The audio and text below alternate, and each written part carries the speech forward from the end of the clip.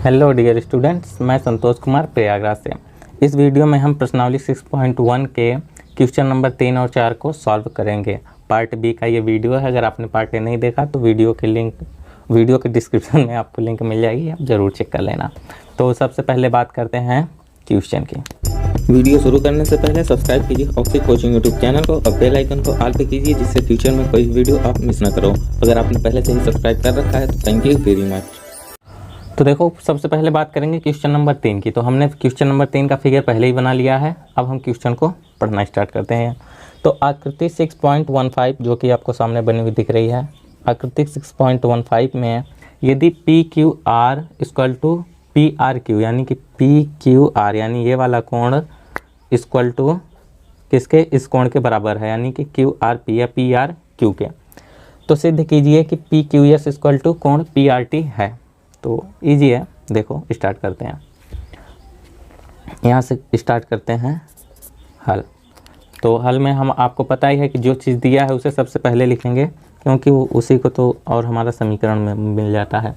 तो दिया है कोण P Q R equal to कोण पी आर क्यू, यानी ये कोण इक्वल टू ये कोण, ये दोनों कोण आपस में बराबर हैं। ये चीज़ दिया है तो हम भैया समीकरण 1 इनको मान लेते हैं। आगे बढ़ते हैं। अब आगे हम बढ़ेंगे, क्योंकि देखो कोण जो है यस क्यू और आर टी, ये दोनों क्या है, रैखिक कोण है जी।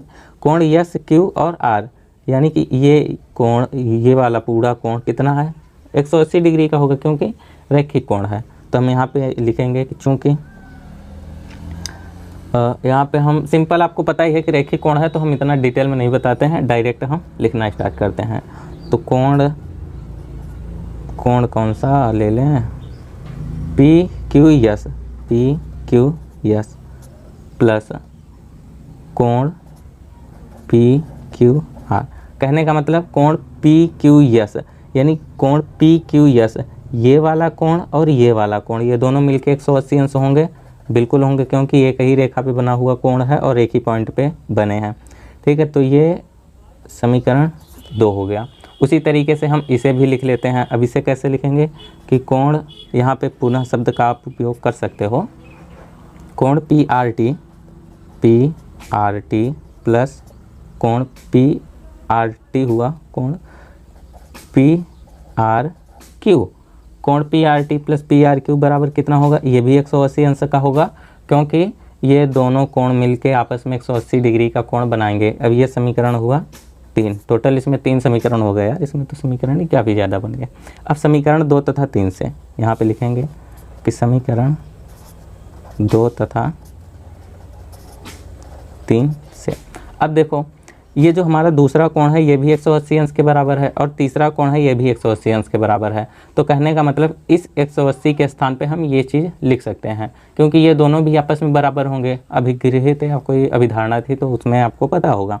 तो हम यहाँ पे 2 और 3 से क्या लिख देंगे कि कोण पी क्यू एस प्लस कोण पी क्यू आर, ये वाला चीज़ इसके बराबर होगा, क्योंकि दोनों 180 के बराबर है ना। तो कोण पी उल्टा हो गया पी आर टी प्लस कोण पी आर क्यू, ये पी है, आर नहीं है।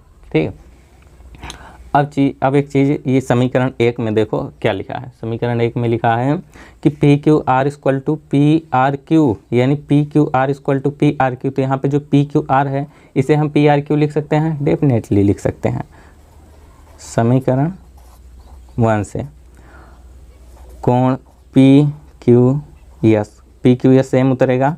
अब इस पी क्यू आर को हमें क्या लिखना है, पी आर क्यू लिखना है, कोण पी आर क्यू, और बाकी सेम चीज़ उतार देना है, इक्वल टू कोण पी आर टी प्लस कोण पी आर क्यू।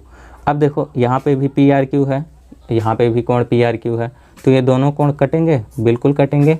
और नेक्स्ट लाइन में बचेगा क्या, कोण P Q S equal to कोण पी आर टी।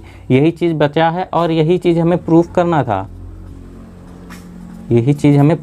था, हाँ, आप स्टार्ट करें, हल स्टार्ट करने से पहले यहाँ पे जब आप दिया है लिखे हो वहीं नीचे आप ये भी लिख सकते हो कि सिद्ध करना है PQS इक्वल टू PRT, ये चीज़ लिख सकते हो, क्योंकि जो चीज़ सिद्ध करना है उसे भी आप चाहो तो यहाँ पे लिख लो और ज़्यादा अच्छा रहेगा अगर आप लिख लेते हो तो, और नहीं लिखते हो तभी आपका कोई नंबर नहीं कटने वाला है। ठीक है, तो यहाँ पे ये क्वेश्चन नंबर 3 सॉल्व हुआ। अभी बढ़ते हैं क्वेश्चन नंबर 4 पे। स्टूडेंट्स, क्वेश्चन नंबर 4 की आकृति आपके सामने है, किताब से मिला लीजिएगा, सेम आकृति है।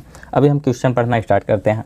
तो आकृति 6.16 में यदि x + y बराबर w + z है तो सिद्ध कीजिए कि AOB एक सरल रेखा है। हमें क्या सिद्ध करना है कि हमारी AOB ये जो एक रेखा है यह एक सरल रेखा है। दिख रही है सरल रेखा है, परंतु हमें इसको सिद्ध भी करना है। अब हम सिद्ध कैसे करेंगे? सबसे पहले यहाँ से हम थोड़ा सा आपको दिखा देते हैं हल लिख के। क्या दिखाएंगे कि दिया है, जो चीज़ दिया है सबसे पहले भैया सर्वप्रथम वही लिखेंगे, जैसे लेडीज़ फर्स्ट वाला काम है, x + y = w + z। जो चीज़ दिया है उठा के समीकरण 1 मान लो। ठीक है, अब हम आपको कुछ चीज़ बताते हैं, ठीक है, कि ये सरल रेखा कैसे सिद्ध होगा। देखो, सरल रेखा पर एक अगर इन दोनों कोणों को या तो y और x इन दोनों कोणों का योग 180 अंश कर दें, अगर ये दोनों कोण 180 अंश होंगे तो ये वाली रेखा ऑटोमेटिक क्या है, सरल रेखा हो जाएगी, क्योंकि ये जो रेखा है वो इन दोनों कोण का उभयनिष्ठ है। या फिर इन दोनों कोणों को या तो ऊपर के दोनों कोण या फिर नीचे के दोनों कोण, यानी कि z और w का योग अगर 180 अंश होगा। अब हम तो देख रहे हैं कि z और w इन दोनों कोणों का ये वाली जो रेखा है OD, ये जो वाली जो रेखा है ये दोनों कोणों का उभयनिष्ठ है। अगर इन दोनों कोणों का उभयनिष्ठ है तो ये वाली जो रेखा होगी AOB ये सरल रेखा हो जाएगी। ठीक है, तो हमने आपको बता दिया, अभी आपको करके भी दिखा देते हैं कि हाँ कैसे सिद्ध करेंगे। तो आप, हाँ हमने उसमें बोला था कि आप लिख दो, सिद्ध करना है तो ज़्यादा सही है। अगर आप नहीं भी लिखते हो तो कोई प्रॉब्लम नहीं है। सिद्ध करना है कि AOB एक रेखा है, एक रेखा है। अब यहाँ पे हम थोड़ा सा लिख देंगे, क्या लिख देंगे, लेक्चर, कि एक ही बिंदु पर बने सभी कोणों का योग 360 अंश होता है। अब लिख दे रहे हैं, फिर आपको समझाते भी हैं। देखो, हमने लिख तो दिया यहाँ पे, परंतु आपको समझ में भी तो आना चाहिए कि हमने क्या लिखा है। तो हमने लिखा है कि एक ही बिंदु पर बने सभी कोणों का योग 360 अंश होता है, जो कि अगर हम इस फिगर में देखें तो ये बिंदु जो है ये बिंदु O है, और इस O पर कितने कोण बने हैं, 1 2 3 4, यानी कि ये पूरा का पूरा एक सर्कल बना रहे हैं। अगर सभी कोणों को हम आपस में प्लस करें तो ये पूरा का पूरा क्या बनेगा, एक सर्कल बनेगा, यानी थोड़ा सा भी कहीं पे छूटा हुआ नहीं है। अब एक सर्कल बनेगा तो आपको पता ही है कि एक सर्कल कितने अंश का होता है, 360 अंश का होता है ना। तो वही चीज़ हमने यहाँ पे लिखा है कि एक ही बिंदु पर बने सभी कोणों का योग 360 अंश होता है। तो इसके अनुसार हम यहाँ पे इसलिए में क्या कर देंगे कि सभी कोणों का योग कर देंगे यहाँ पे, यानी कोण x + y + w + z बराबर 180 अंश। ओ सॉरी 360 अंश, दिमाग उल्टा हो गया है, 360 अंश। ठीक है, अब देखो समीकरण 1 में अगर आप देखो तो x + y = w + z है। ठीक है, तो अब आपको यहाँ पे देखना है कि अगर आपको ये दोनों कोणों का योग 180 अंश दिखाना है तो x + y = w + z लिखना पड़ेगा, या फिर w और z का योग 180 अंश दिखाने के लिए हमें w + z = x + y लिखना पड़ेगा। तो आप कुछ भी लिख सकते हो, कोई दिक्कत नहीं है। आप x + y = w + z लिख सकते हो, परंतु हम यहाँ पे w + z = x + y लिखेंगे क्योंकि ज़्यादा आसान है। ठीक है, तो देखो w + z = कितना है, x + y, तो हम इस w + z के स्थान पे x + y लिख देंगे आसानी से। तो x + y, यहाँ भी w + z को क्या कर देंगे, +x + y बराबर कितना होगा, 360 अंश। तो यहाँ पे 2x + 2y बराबर 360, प्लस करोगे तो 2 2x हैं, तो 2 अगर आप कॉमन लेगो तो x + y बराबर कितना होगा, 360 अंश। अब 360 अंश इधर आ गया तो x + y बराबर कितना होगा, 180 अंश। चलो दिखाई दे रहा है आपको। तो इस 2 से इस 360 को अगर काट दोगे तो 180 अंश आएगा। ये बहुत ईजी है करना। तो x + y हमने कितना निकाल लिया, 180 अंश हमने निकाल लिया, यानी x + y इन दोनों कोणों का योग 180 अंश हो गया। x + y कोणों का योग 180 अंश हो गया। अब जैसे हमने यहाँ पे लिखा तो हम यहाँ पे लिखेंगे, अब जो लिखेंगे आपको पढ़ के भी बता रहे हैं, जो अभी आपको लेक्चर में बताया समझाया था वही लिखेंगे, क्योंकि x + y बराबर 180 अंश है तथा कोण x और कोण y कि एक भुजा OC, भुजा क्या है OC है, ठीक है, देख लो भुजा OC उभयनिष्ठ है, उभयनिष्ठ है, अतः AOB क्या होगा, एक रेखा है, ठीक है। अगर आप जैसे ही लिख देते हो तो आपका क्वेश्चन सॉल्व हो जाता है, कोई प्रॉब्लम नहीं आई है। अब जो चीज़ हमने आपको लिखा है ये हमने क्वेश्चन के स्टार्टिंग में ही आपको बता रखा था, ठीक है। हाँ, एक चीज़ मैं आपको बता दूं कि एक भुजा उभयनिष्ठ होना ज़रूरी है, समझ रहे हो ना। देखो जैसे एक कोण हमने यहाँ पे बनाया, ये कोण कितना है, कुछ भी है, मान लो थीटा है, और एक कोण हमने और बना लिया, क्या कहते हैं, ये वाला कोण थीटा और बीटा, ये दो कोण बना लिए। अब इन दोनों कोणों में देखो ये एक भुजा क्या है, उभयनिष्ठ है। अगर ये उभयनिष्ठ होगी और इन दोनों कोणों का योग 180 अंश होगा तभी ये वाली रेखा क्या होगी, सरल रेखा होगी। अगर इन दोनों कोणों का योग 180 अंश नहीं हो रहा है तो सरल रेखा नहीं होगी।